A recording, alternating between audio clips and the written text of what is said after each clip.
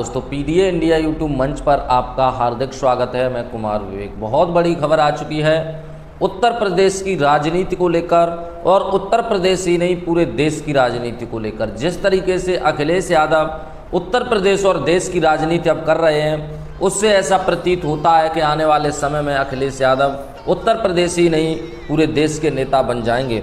अखिलेश यादव अभी आपको पता है कि पूरे देश में चर्चा का विषय बने हुए हैं। जिस तरीके से वो विपक्ष में भूमिका निभा रहे हैं, ऐसा कोई नेता नहीं है जितना अखिलेश यादव विपक्ष की भूमिका में अच्छा काम कर रहे हैं कोई नेता कर रहा हो। इसीलिए लगातार लोग अखिलेश यादव को पसंद कर रहे हैं, फॉलो कर रहे हैं और अखिलेश यादव के साथ जुड़ रहे हैं। चाहे वो अभी आपको पता हो दिग्गज टीचर नवीन शर्मा हो या फिर बड़े बड़े दिग्गज नेता हों, लगातार अखिलेश यादव के साथ जुड़ रहे हैं और अखिलेश यादव की पार्टी में शामिल हो रहे हैं। अखिलेश यादव भी पीडीए का नारा दे रहे हैं। पिछड़ा, दलित, अल्पसंख्यक, आदिवासी कह रहे हैं कि इन लोगों का विकास करेंगे, इन लोगों के जो महापुरुष हैं उनका सम्मान करेंगे और आने वाले समय में इन लोगों को पूरी जो है छूट देंगे और इन लोगों को पूरी साझेदारी देंगे। तो अखिलेश यादव ऐसा नहीं है कि पीडीए का नारा सिर्फ दे रहे हैं, बल्कि पीडीए को ज़मीन पर भी उतार रहे हैं। चाहे उनके 2024 के लोकसभा चुनाव में आप टिकट देख लीजिए, सभी टिकट ऐसे थे जो कि सिर्फ लोग पहले कहते थे कि ये मुलायम सिंह यादव, मुल्ला और यादव की पार्टी है, लेकिन ऐसा नहीं है। अखिलेश यादव ने 2024 में ऐसी टिकटें दी, जिस तरीके से उन्होंने नारा पीडीए का दिया, उसी पीडीए के हिसाब से अखिलेश यादव ने टिकट दी, जिसका परिणाम ये हुआ कि समाजवादी पार्टी 37 सीटें जीत गई। समाजवादी पार्टी जहां 37 सीटें उत्तर प्रदेश के अंदर जीती, वहीं लगभग 5 से 6 सीटों पर उत्तर प्रदेश के अंदर समाजवादी पार्टी की सीटों के साथ बेईमानी की गई। अगर समाजवादी पार्टी की सभी सीटें ईमानदारी से चुनाव जीती जाती तो कम से कम 40 के पार यानी 45 या 46 सीटें समाजवादी पार्टी जीतती। लेकिन कुछ सीटें तो ज़बरदस्ती लास्ट टाइम पर समाजवादी पार्टी से छीन ली गई और समाजवादी पार्टी फिर भी 37 सीटें उत्तर प्रदेश के अंदर जीत गई। अब बड़ी खबर जो आ रही है वो आ रही है समाजवादी पार्टी को लेकर कि समाजवादी पार्टी 2027 के जब विधानसभा चुनावों को लेकर तैयारियां पूरी तरीके से कर रही है, तो समाजवादी पार्टी में नए नए नेता और कार्यकर्ता शामिल हो रहे हैं।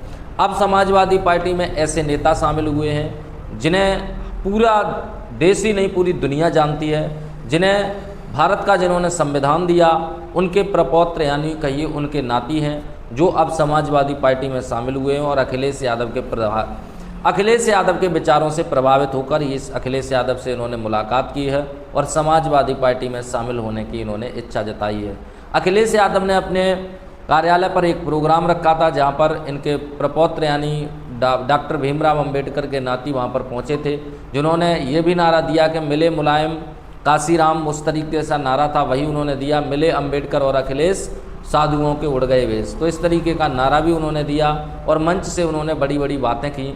तो अखिलेश यादव से लगातार मिले हैं और उन्होंने अखिलेश यादव का कहा है कि इन्होंने जिस तरीके से पीडीए का नारा दिया है, पिछड़ा, दलित, अल्पसंख्यक, तो इन लोगों को साथ लेकर चलना चाहिए और अगर इन लोगों को साथ लेकर चलेंगे तो कोई भी ताकत अखिलेश यादव को हरा नहीं सकती है। नाम है राजरत्न अंबेडकर। ये अब अखिलेश यादव से मिलकर समाजवादी पार्टी में शामिल हुए हैं। भारतीय जनता पार्टी को उत्तर प्रदेश ही नहीं देश में बहुत बड़ा झटका लगा है।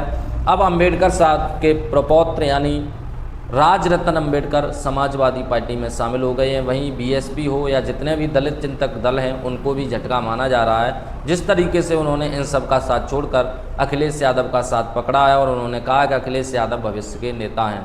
तो समाजवादी पार्टी को अब दलित वोट लगातार देगा, क्योंकि ऐसे नेता को समाजवादी पार्टी ने अपने साथ जोड़ लिया है जिसकी चर्चा पूरी दुनिया में है, यानी भीमराव अम्बेडकर की हम बात कर रहे हैं। और अखिलेश यादव के साथ मिलकर राजरत्न अम्बेडकर ने क्या कहा है आप भी सुनिए। मैं ज्यादा वक्त नहीं लूंगा कल से, क्योंकि अखिलेश जी ने आज सही मायने में मुझे ऐसा फील हो रहा है। मैं आया तब से सोच रहा था कि ये लोग शायद बोलने के लिए कहेंगे तो मैं कहूंगा क्या। तो दो बातें मुझे एक याद आ रही थी। एक बात ये थी कि जब बाबा साहब संविधान सभा के लिए यानी इस देश का जब संविधान बनने जा रहा था, तब ये कोशिश की गई थी कि बाबा साहब उस संविधान सभा में पैर तक नहीं रखे, कि वो चुनकर नहीं जाए, और वो सारा नियोजन किया हुआ था।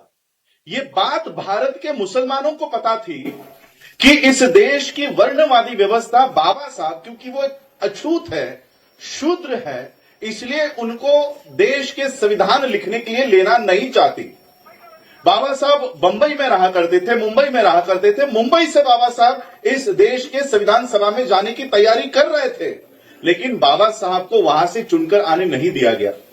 और ये बात भारत के मुसलमानों ने पहचानी और बाबा साहब को पश्चिम बंगाल में बुलाया और पश्चिम बंगाल में बाबा साहब को बुलाकर संविधान सभा में भेजने का काम बाबा इस देश में भारत के मुसलमानों ने किया।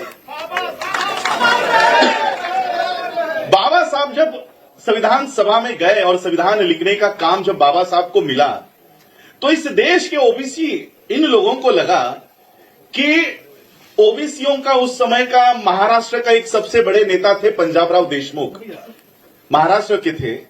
तो ओबीसी समाज को लगा कि पंजाबराव देशमुख और बाबा साहब के अच्छे रिलेशंस है, बाबा साहब पंजाबराव देशमुख को बड़े भाई के समान मानते हैं, तो हम पंजाबराव देशमुख की ओर जाएंगे और उनसे कहेंगे कि संविधान में हमारे लिए भी प्रावधान करो। तो ओबीसी समाज पंजाबराव देशमुख जी के पास गए। पंजाबराव देशमुख जी को उन्होंने कहा कि रिजर्वेशन या प्रावधान संविधान में हमारे लिए करने के लिए बाबा साहब को मनाओ। तो पंजाबराव देशमुख बाबा साहब के पास गए। बाबा साहब संविधान के कुछ पन्ने लिख रहे थे। बाबा साहब ने देखा पंजाबराव देशमुख आए। बाबा साहब ने वो जो कच्चा मसूदा होता है, ड्राफ्ट होता है, वो पंजाबराव देशमुख को दिया और कहा कि आप देखो इसमें कुछ छूट तो नहीं ना गया है, मैंने सही से लिखा है, मैं थोड़ा एक फ्रेश होके आता हूं, बाहर चक्कर लगा कर आता हूं। और जब बाबा साहब बाहर से वापस आए तब पंजाबराव देशमुख इनके आंखों में आंसू थे। बाबा साहब ने देखा कि पंजाबराव देशमुख रो रहे हैं, ओबीसीयों का एक नेता रो रहा है, शायद मुझसे कुछ गलती हो गई होगी। तो बाबा साहब ने पंजाबराव देशमुख से पूछा कि मुझसे कोई गलती हो गई है क्या? पंजाबराव देशमुख ने इन्होंने कहा कि मैं अपने समाज की ओर से आपको यह विनती करने आया था कि हमारे समाज के लिए भी आप इस संविधान में प्रावधान रखो, लेकिन मेरे विनती करने से पहले ही आपने हमारे समाज के लिए सारे प्रावधान इस देश के संविधान में लिख डाले।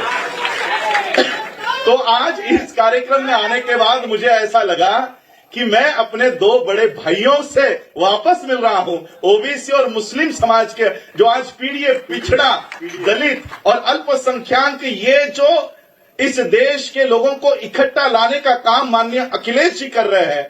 मैं अपने जीवन का अगर इसमें छोटा सा भी हिस्सेदार बन सकूं तो मुझे गर्व होगा कि बाबा साहब के संविधान को बचाने की लड़ाई में मैं आपके साथ था। मैं ज्यादा बात नहीं करूंगा, हमने उस समय के नारे सुने हैं, वो नारे में वापस नहीं लगाना चाहूंगा, लेकिन एक नारा मैं आज जरूर यहां से लगाना चाहूंगा कि मिले अंबेडकर और अखिलेश, मिले अंबेडकर और अखिलेश, खुल जाएंगे साधुओं के भेष। तो मैं आज आपके इस मिलन समारोह में बहुत बहुत बधाइयां देता हूं और इसी तरह मैं तो चाहता हूं कि ये एक्सपेरिमेंट, ये प्रयोग पूरे भारत में हो और पूरा भारत इन जो विभाजन करने वाली ताकतों को ये बता दे कि हम भारत के लोग हैं, ये we the people of India, ये क्रिएट करने का काम, ये निर्माण करने का काम माननीय अखिलेश जी कर रहे हैं। उसके लिए हम तहे दिल से शुक्रिया अदा करते हैं। Thank you.